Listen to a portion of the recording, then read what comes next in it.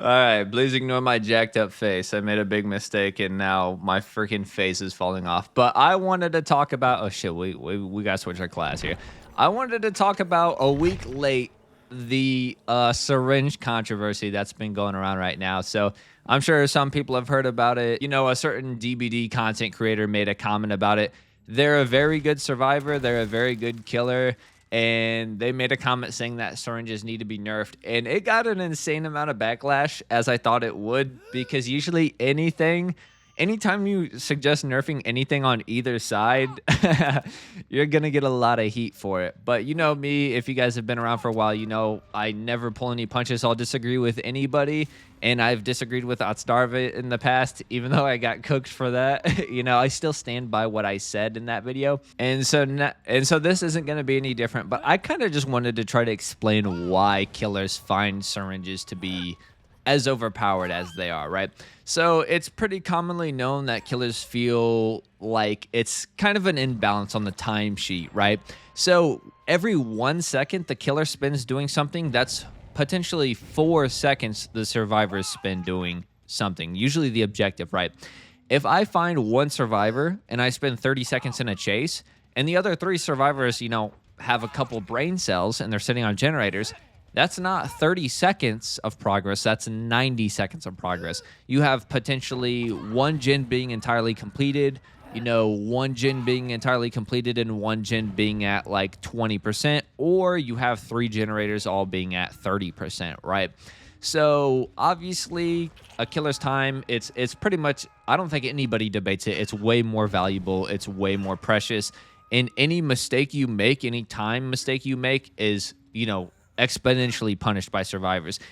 If, and a big if, the survivors are smart and efficient. You know, if I get into a chase with a survivor and it takes 30 seconds to wrap up the chase and not a single other survivor's on generators at all, then it's not 90 seconds of progress. You know what I mean? It's 0 seconds of progress, and I literally just got a free chase in 30 seconds, right?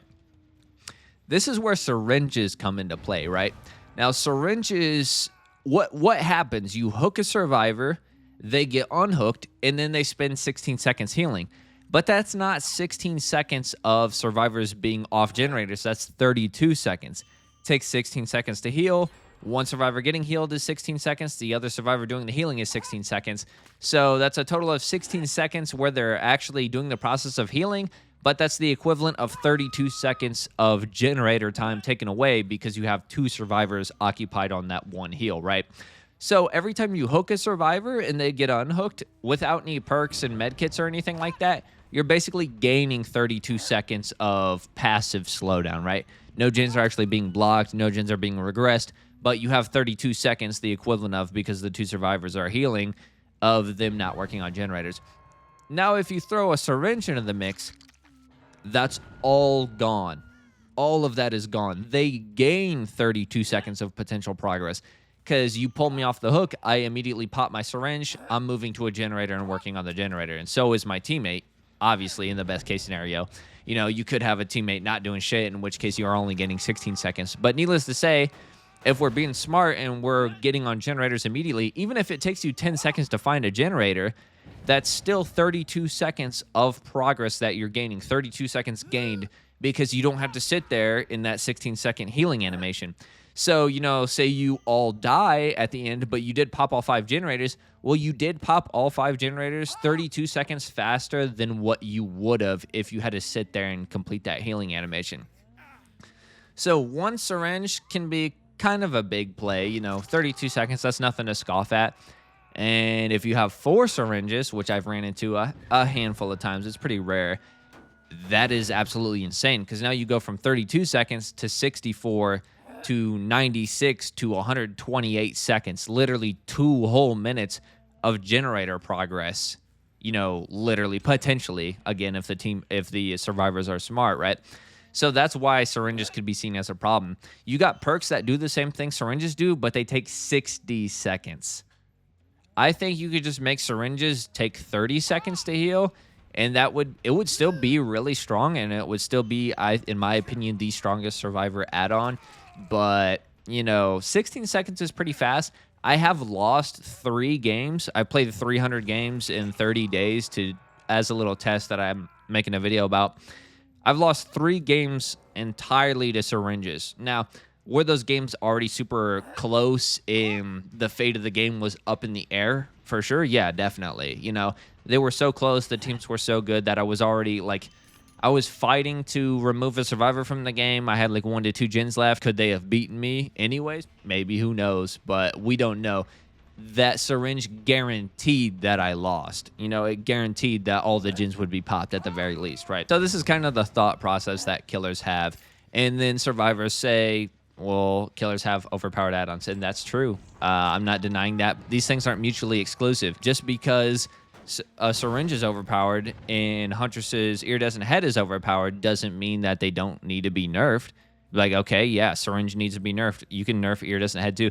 I think iridescent head just needs a full-on rework. It's absolutely atrocious anyways, right?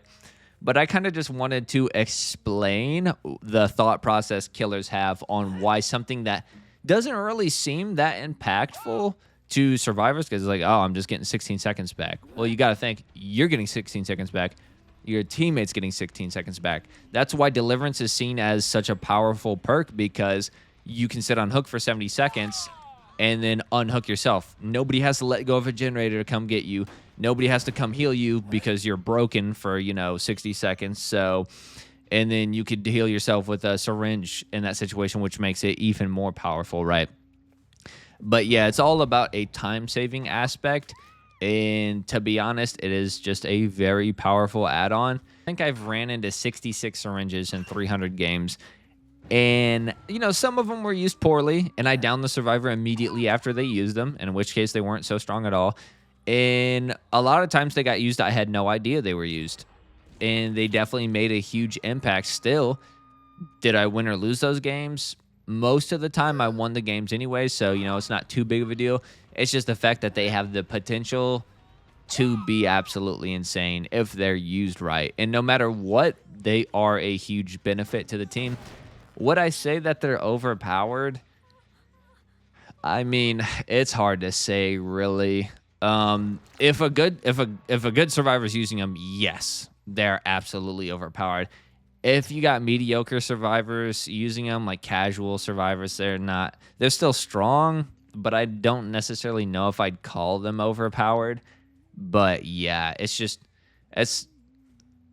kind of interesting. People also say they're super rare. They're not really rare at all. You can get them even without having a P100 survivor. You can get them pretty consistently. You're not going to be able to use one every single match unless you have a P100 survivor, but you can use one every couple of games for sure.